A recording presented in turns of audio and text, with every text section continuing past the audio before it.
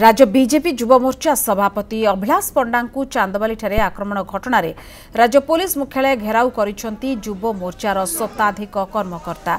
आक्रमण होबार 48 घंटा बीती जाइथिले भी दुर्बृत्त मानक एपर्यंत पुलिस धरिबार सक्षम होई नै। याकु विरोध करी शताधिक युव मोर्चा सदस्य एक शोभायात्रा बाहरी बक्सी बजार स्थित पुलिस मुख्यालय पहुंचवा सहित घेराव करथिले। या सहित युव मोर्चार एक प्रतिनिधि दल पुलिस डीजी को भेटी एक दाबीपत्र प्रदान करथिले।